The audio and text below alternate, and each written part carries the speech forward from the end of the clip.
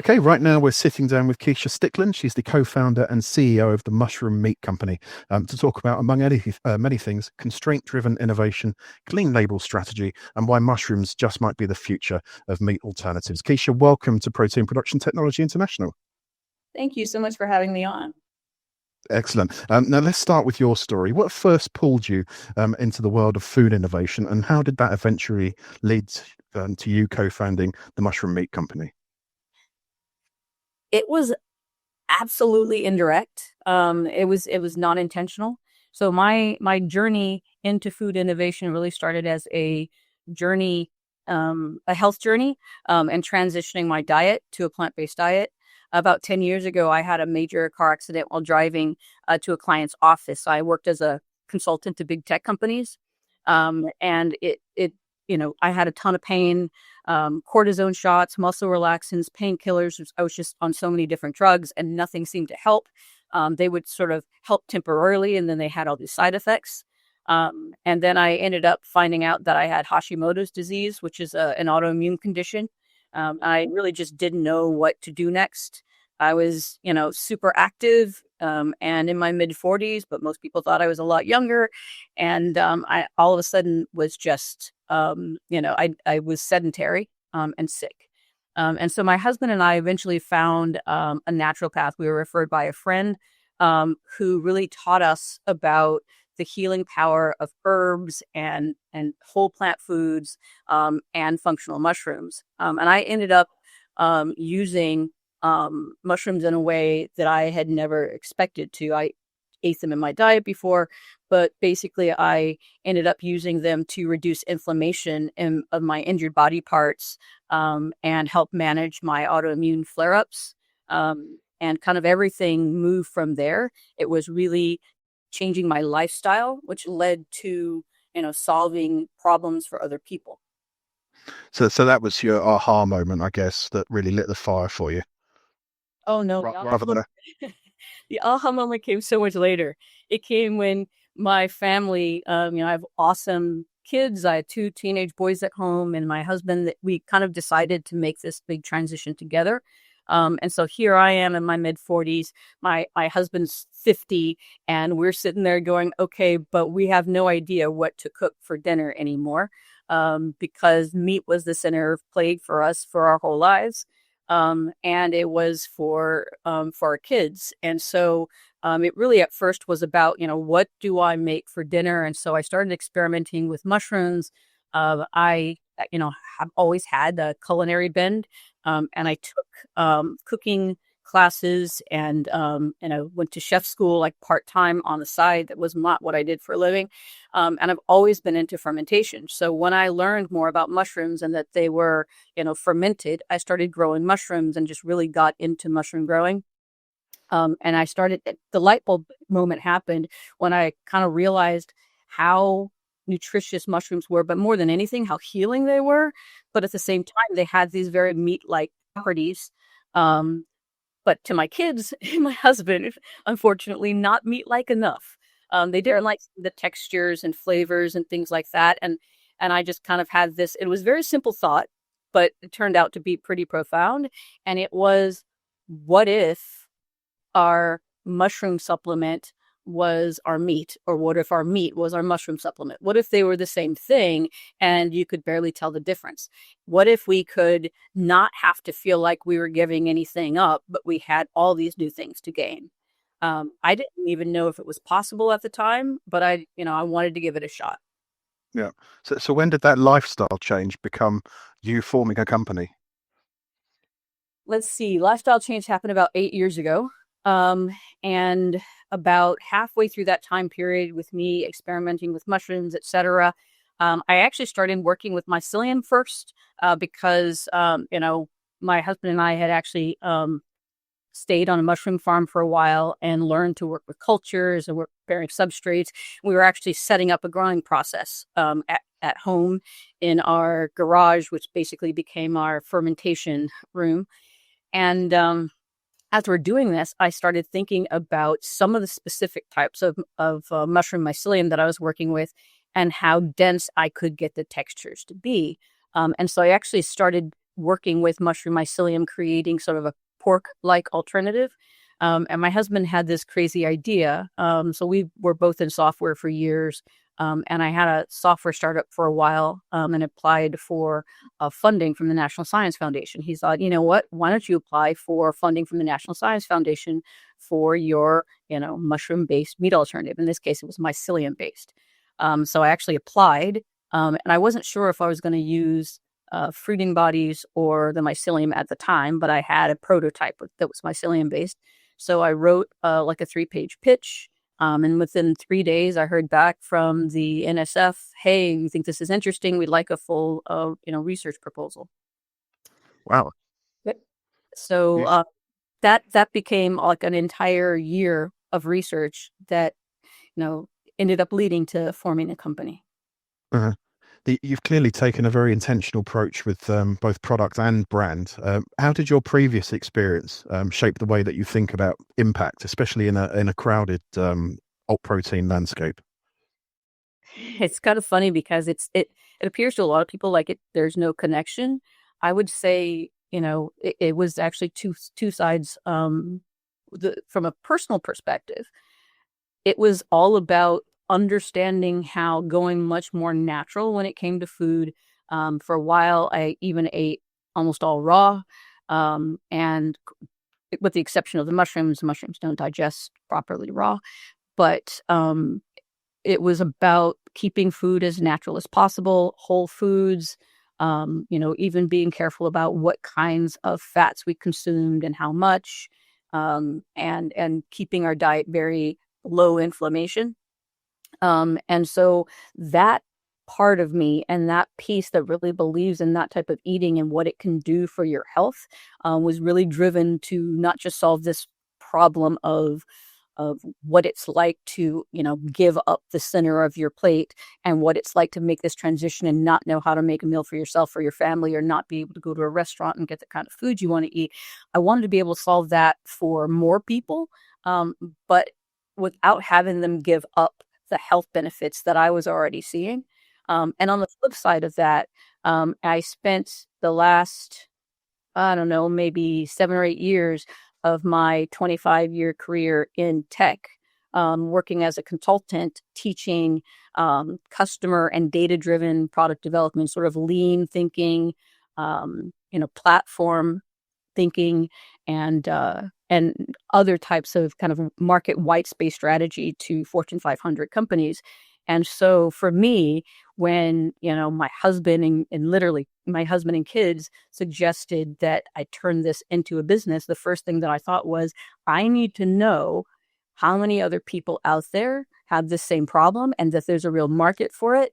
I need to know if there's a gap or a white space in the market that hasn't been filled that I can fill with this. Because I knew that there were companies out there who already had products. I had seen them on the market. I looked at their labels. I tried a few of them, but none of them met my dietary restrictions. And the question was, how many other people were really looking for not just clean, but whole food alternatives that gave them the promise, that fulfilled the promise of a plant-based diet or fulfilled the promise of mushrooms from a health perspective without adding things they didn't want. And so for me, it became about understanding how to turn that into a strategy that filled the gap between a traditional veggie burger and something that people consider to be an ultra-processed food. Hmm. We're going to talk about whole foods, superfoods, and ingredients next. But for people discovering you for the first time, how do you describe the Mushroom Meat Company in your own words? Yeah, the Mushroom Meat Company is a B2B startup. We're focused on food service at the moment, that transforms functional mushrooms and whole plants into beef and pork alternatives. We like to say that we are moving mushrooms from supplements to center stage. Great. Well, let's talk about ingredients now, Keisha. A lot of the meat alternative space still leans heavily on ultra processed formulations, but you've chosen a completely different path with whole foods, even superfoods. What's behind that decision, apart from your previously mentioned lifestyle changes? Well, besides the personal belief in them, it's really understanding that I had this sense when I first dove into like the market and looking at, what was that kind of missing component, what was that white space, that we were always asking people. And when I say we, I mean now people, the industry is always asking people to choose. You get to have something like meat, and you have, to deal with the fact that the first ingredient is an isolated protein and has a lot of things that, that you might not recognize. But you get that meat-like experience if you, want to give up meat, or you get a veggie burger and you don't get to have your cake and eat it too, as I like to say. Uh, I wasn't happy with that. And I, had this hypothesis that as people looked at, and this was several years ago, so as people looked at what was out there on the market, at first, just this concept of plant-based has a halo around it. Oh, plants healthy. Got it.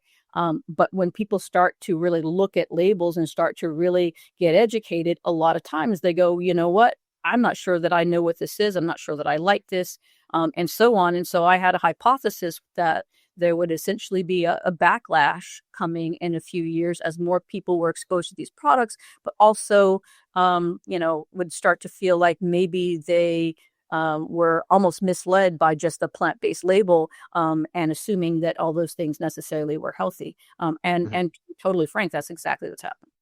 Yeah. Did you think the industry's been a bit too obsessed with mimicking meat at all costs, and in the process may have missed a chance to celebrate simpler, cleaner ingredients? Absolutely. I would think that early on, that we didn't have to be just like meat, that we didn't have to look just like meat, that we didn't have to have the exact same texture or flavor.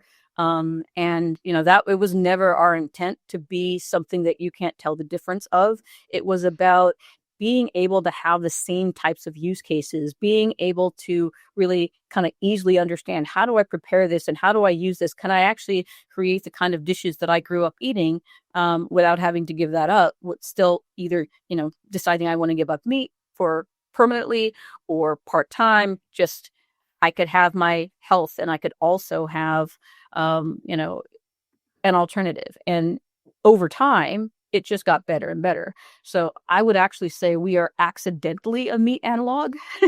we were never we were wanting to be something in between a non-analog and a classic analog, but we got so close to the analog side of things that people started to compare us to, kind of the big two here in the US, which was surprising to me. We won a lot of awards based upon that sort of surprise that people had, that they could have something that had, less than 10 whole food ingredients, and it sometimes they couldn't tell it wasn't meat. But again, that was never our intent. The main thing that we made sure of and that we hold to this day is we will never sacrifice the integrity of the product, the ingredient list, the nutrition, etc., just to make it more like meat. Yeah. What makes mushrooms such a powerful base for meat alternatives? A few things. The first thing is really simple. I mean, there's a reason that they've just kind of generally been used as an alternative to meat by a lot of people for, so many years and so many cultures. It's because they have a natural meatiness in texture. They are very high in umami or savory compounds, just like, meat is. Their texture and flavor is a little bit different, but they also offer really unique health benefits. So they are extremely high in protein. We add additional protein, but they have complete protein, right? Which is unusual for any sort of non-meat food. Many fungi have complete protein. And the other things about it, which are really special, are almost every mushroom, especially fruiting body, has anti-inflammatory compounds. Most of them have cancer-fighting compounds. They have almost zero fat unless you add fat to them. They are high in fiber. They're high, most contain vitamin D, many contain B12. So the nutrition is off the charts. And so from our perspective, all we had to do was frankly not screw that up. You previously mentioned clean label. Are you finding that consumers are actually asking for shorter labels, ingredients that they can recognize, or is there still some education needed to help shift perceptions? I don't think there's education needed to shift perceptions at all. I think the perceptions are actually strongly in favor of not just clean labels, but things that people look at and they recognize. So familiarity or, real food, that kind of thing. And I think, to be honest with you, I think some of it's a bit unfair. I mean, if you look at the ingredients in a lot of meat, if you understand how meat is processed, I've studied the way meat is processed. It's not a very clean food. Mm. And yet it, people don't really read the labels of the meat they eat, even the processed meat, and they sort of give it a pass. But when something has to be a catalyst for change, it gets scrutinized in a different way, in an often unfair way. And, that might be true, but that's also why we've been so diligent about keeping our label as clean and simple and familiar as possible, because we wanted to be above that scrutiny. Mhm. We're going to change subjects now. There's a saying that creativity loves constraints, and it sounds like that's definitely been true in your journey. Are you able to share an example where a challenge or limitation actually sparked an unexpected innovation? Yeah, sure. I mean, in general, we use a methodology called constraint-driven product development. It's part of a methodology that I used to teach customers, funny enough, in the software space. But it really involves, intentionally creating a set of constraints. For us, that's ingredients we won't use, types of processing we won't do, things like that. But then what we do is we focus on a functional need, some problem we have to solve. And when you have to solve that problem in the face of those constraints that you've defined, you have to be creative and you have to come up with wholly new solutions for solving them. So one of them, that we'll talk about probably a little bit more in a bit, um, is texture, right? If I want to have a texture that makes people feel more like they're getting that dense chew of meat that they want, etc., how do I do that when I don't have texturizing gums and methyl cellulose and things like that as my option, right? That's probably the best example. But we've done the same thing with flavor. We don't use natural flavors, for example, or any flavors from a flavor house. So when you have those challenges, you have to solve them in ways that are completely different from anybody else. But what that does is it brings all these new types of ingredients and new types of thinking and new types of methods of processing to the table. Mhm. How has that limited funding pushed you to think differently, whether it's in R&D or how you go to market? Wow. And in every possible way. Everything from, okay, I need a piece of equipment, and then I'll ask the team, like, I think we want to try this. Where are we going to get it? So, it's, going and finding out where you can get used equipment, whether it's lab equipment or just general food processing equipment, understanding that, hey, I'm using this method of processing, and nobody's ever done it before with this type of ingredient, but maybe it's similar to something in another area of food production, right? So now what we try to do is make sure that we don't use any custom hardware, any custom, processing tools. We basically say, okay, well, you know what? People have been processing meat forever. Let's figure out how much we can use from meat, how much we can use from other areas of, fermentation, etc., so that we can, not only keep our costs low, but also get things secondhand if we need to. Mhm. Some founders say that constraints give them clarity. Do you feel that working within limits has actually helped sharpen your focus? Absolutely. Because we essentially, it forces you to solve one major problem at a time. When you have no constraints, a lot of times, it becomes difficult to figure out, well, what do I do next? And you don't have the same level of focus. But when you have the ability to say, okay, I have to solve this major problem and I solve this one problem right now, and that's my priority, and I can't do it these ways. So now I need to build a list systematically of potential solutions that I work through. It focuses you. Mhm. And when you're operating with a lean team and tight deadlines, how do you keep that spirit of innovation alive? Honestly, it's. it's very different from the way that you keep innovation alive in a big company. I spent lots of times in big companies. When you have the small, what we kind of call a tiger team, we operate very similar to the way that I feel like small software teams operate. We call it kind of a scrum team, where we have a daily check-in. There's constant communication, and there's always crazy deadlines because we always have some demand and some push, and we all do 5 jobs. And so what it what it what's important more than anything else is believing in the why and feeling like we're doing something that matters, that we're bringing the world something that it needs. And that drives us as we continuously solve these problems and frankly push ourselves to the limit. It's ultimately about belief in the why. And I feel like if you don't have a team that's aligned around mission, right, you don't know what you're innovating for. Mhm. We're going to come on to the mushroom meat platform now. You've described your approach as almost software inspired, with a modular system that acts like Lego blocks for building different meat alternatives. So where did that mindset come from, Kesha? It came from many, many years in software, understanding what the best way to build a product is and what the worst way to build a product is. And I've always, for a very long time, thought that this kind of one-off approach, especially if you want to create multiple products over time, where every single one is, newly built from the ground up, that has the separate ingredients, separate production process, separate everything. That's time consuming. It's costly. It's wasteful. So one of the things that I used to teach my clients was this concept of a platform. You can have platform business models. So the business side of platforms. You can also have technology platforms, right? That might be a production method. That might be based on the way something is composed. And what you normally find people talking about and using when they say platforms in food is they're usually talking about, the machinery potentially that they use to process their products.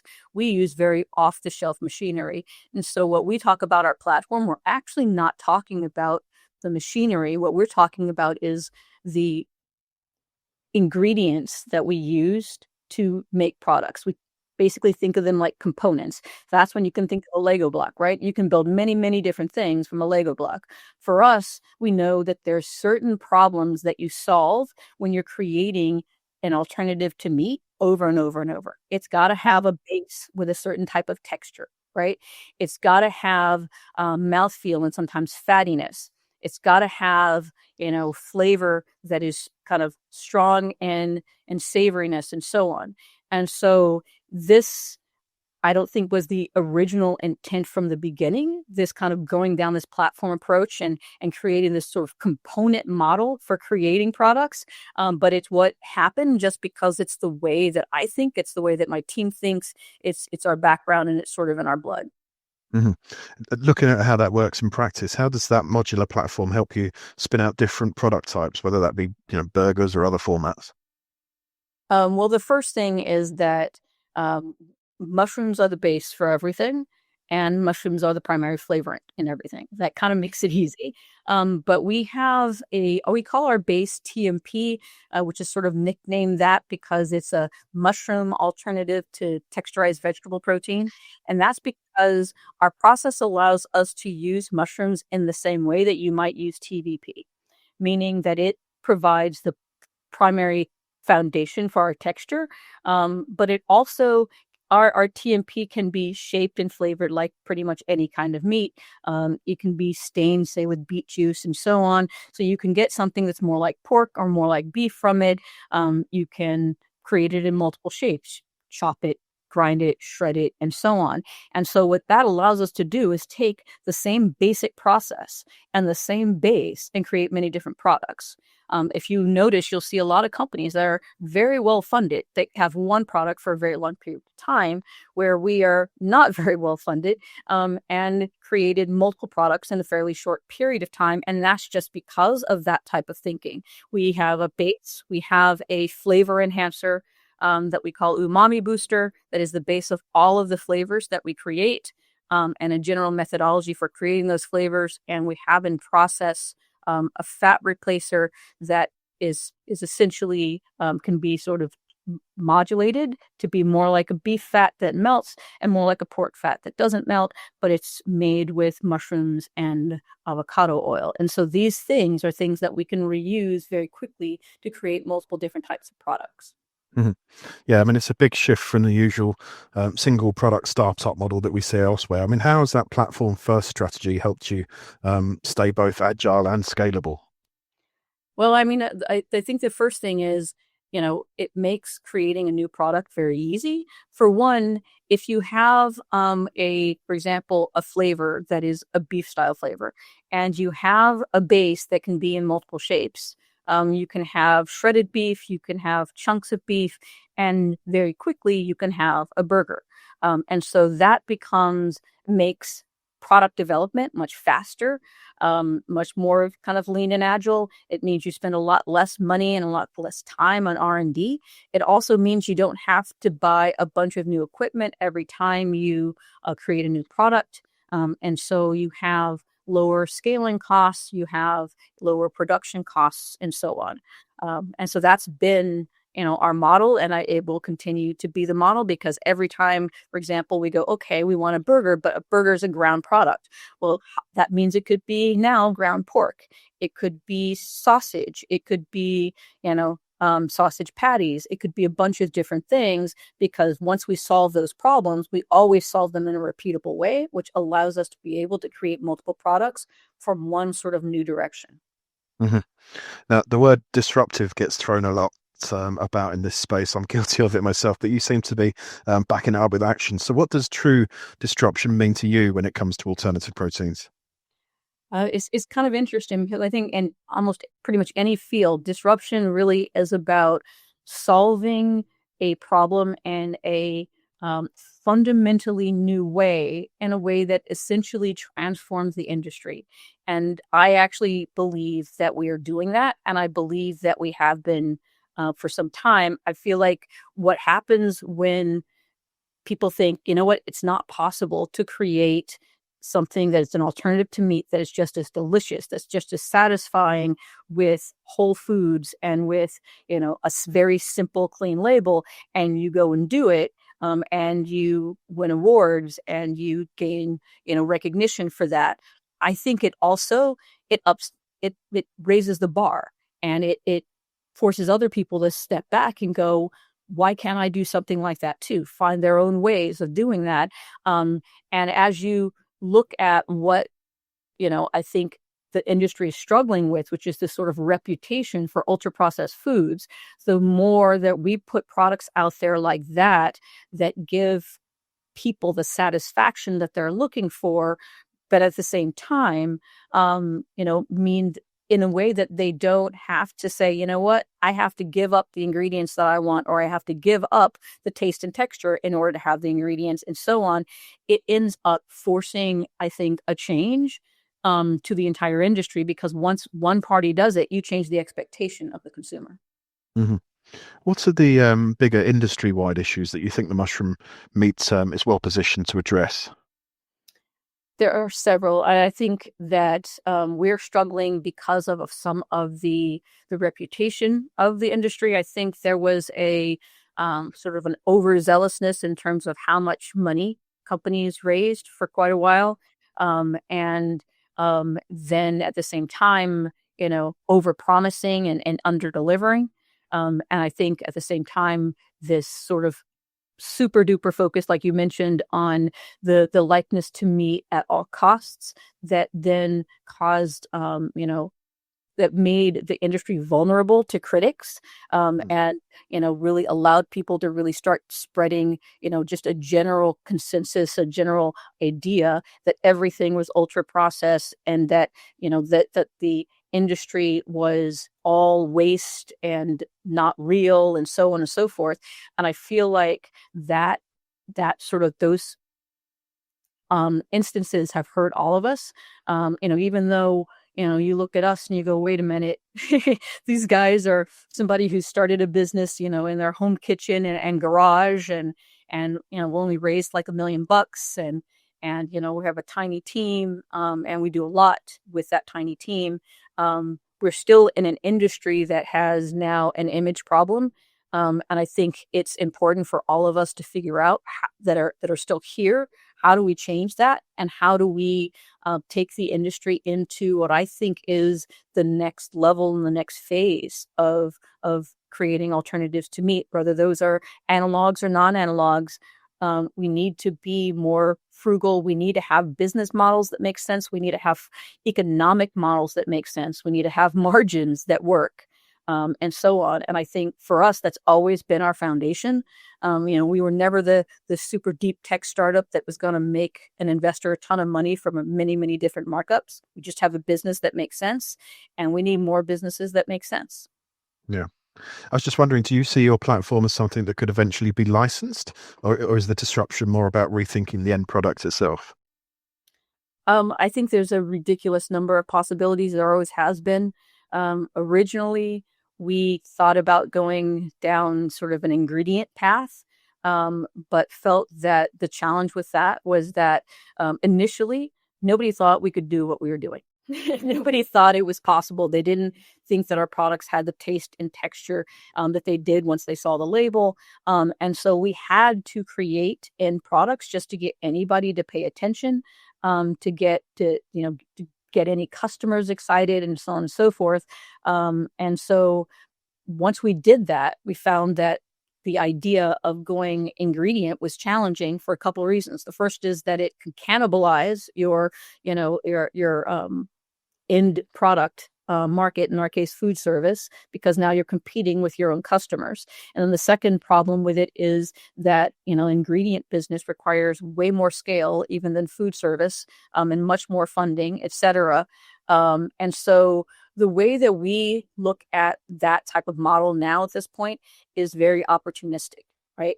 If the right partner comes along and says, hey, for example, I would like to be able to use this, either your base ingredients or even, the end products in a specific region with some level of exclusivity, but I've got something to offer back to you, like, maybe guaranteed volumes, help with scaling or investment and so on. We are actually having a couple of those conversations, and we're open to them. Our goal is to bring this to the world, and if that means we're bringing it directly, we'll do it. If that means we're bringing it as a part of another company that has acquired us, we're okay with doing that. If it means that we do it with partners that are corporates, we're open to doing that. We're just keeping our options open. We believe that not only are products like this needed by the market, but that this type of approach is something that could fundamentally help transform the industry. And we don't think it needs to be, just a Mushroom MeatCo branded product. Hmm. You're operating in a world of well-funded giants. What's it like being a bootstrap startup going up against that scale? It's crazy. We're not fully bootstrapped anymore. We have one VC investment and angels, but it's a super duper David and Goliath type situation, right? When we go into clients, especially lately, our clients are comparing us to guys that have had, 20 million, 100 million, 500 million, billions in funding. And we haven't actually lost a sale yet. So, our biggest challenge is scaling to meet the demand. What I try to do is remember that we started down this path because there was a gap and there was a white space in the market that I think still exists. And does that mean that everybody's gonna, appreciate our differentiators? No, but it means that there's enough that we will have a business. And so it's, incumbent on us to just keep marching forward and not worry about what everybody else has and what we have or don't have, as long as we have enough. To be honest, a lot of the companies that we were so worried about from a competition perspective are not even around anymore. And they've had 10 to 100 times the investment that we have, and even more. So like I said, the way I look at it is there's enough, if you're doing it right, there's enough room in the space for all of us. Hmm. Do you think that financial situation that you found yourself in, it's helped you stay closer to your mission, or at least avoid some of the pressures that come with outside capital? Oh, completely. I mean, I talked to, you know, other founders, especially other female founders, who talk about how challenging it is, especially if you have a more sort of clean label centric, and very mission oriented business. Um, I believe, that we produce products pretty quickly, but we also have this demand from several big customers, to come out with a burger. But they also want it to be meeting the same type of, guidelines as our current products. Well, that's very difficult, and it's taken a while, right? I feel like if we had, the classic, you know, heavily VC funded scenario, we would have been pressured to make, concessions that actually tarnish our brand. And I've actually heard of a lot of other people having to do that because they have these either time to market pressures or this pressure to get a deal, and they sub optimize what the company is all about. We haven't had to do that, which I believe is fantastic. I don't know that we'll be able to get away with that forever, but we're going to as long as we can. Hmm. What are some of the scrappier, more creative tactics that you've had to rely on? Things a bigger player might not even consider.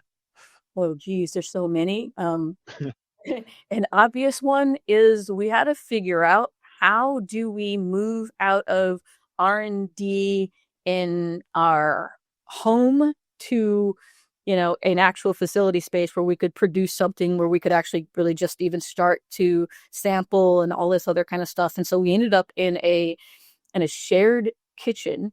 This is back when we were in North Carolina. That did not make sense for us in any way, shape, or form. We had like specialized equipment that we had to move in and out of it, like physically rolling things on rollers. It was crazy.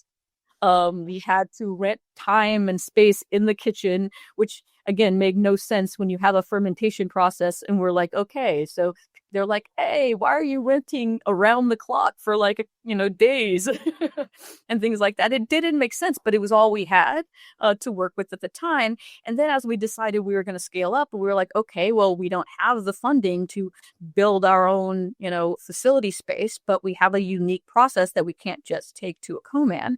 So we went to, kind of that next level up, which, and here in California, there are multiple different types of sort of next level from shared kitchens. They're essentially shared facility spaces for food production. And every other food producer was like, hey, we make, meals for people, or we're a caterer, or, we make, chocolate bars.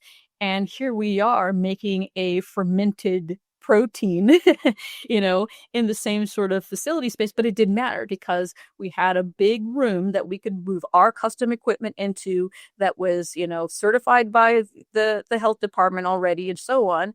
And it was affordable. And funny enough, we found out that one of the spaces that we used, both Beyond and Impossible had used it at one point for a while. And so we was like, you know what? If those guys could get started in these kind of spaces, then so can we. And we just, took it and went from there. Definitely. I mean, looking ahead, Keisha, what's the next big milestone on your radar? Are you focused on scaling production, or maybe expanding into new markets or partnerships? Honestly, all of the above. So our immediate focus is on scaling up. We have a very sort of pragmatic way that we do that. Our investors and the new investors that we are working with are all about, you know, sales, right? Where it is ultimately, okay, show us the purchase orders, we scale up to meet the demand. And so it's a continuous sell, scale up, sell, scale up kind of a process, which for a lot of people might seem kind of slow and painful, but it's actually very pragmatic. And we're finding that it works for us. We take the amount of money that we need, in order to produce what we need to produce in order to make revenue. That's the kind of model. At the same time, we are in conversation with one corporate right now, about the possibilities of using our end products and even the possibility of using some of our ingredients. And we keep those options open. At the same time, we've also had a couple of acquisition conversations. Those didn't go in the direction we wanted them to go. But like I said, we keep our options open. At the end of the day, we're about making the change that we intend to make, however it is that that needs to happen. And to be frank, this is my second career, and I don't necessarily think that that I want to be doing it 20 years from now. I just want to make the impact. And whether that's 2 more years or 5 more years, who knows? At the end of the day, we're just going to do what we need to do to bring, our products to the world and to show people that, mushrooms are a real option for center of the plate food. And you don't have to give anything up to get what you're looking for from a health perspective. Well, you answered one of my questions there about any big players. Have they come knocking yet? Some very big players, some of the biggest players have come knocking, which is the craziest thing ever. And I mean, that part of that happened because we were in Mass Challenge a couple of years ago. And so we had some unusual introductions for a company of our size.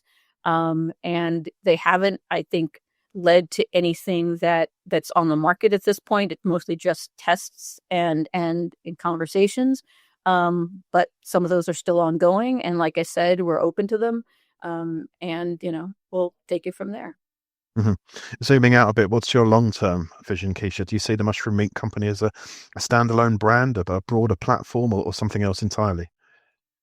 So that it is a broader platform. That's true no matter what. And I believe that there's, a pull in the market. And I believe the market is pulling these types of products, pulling,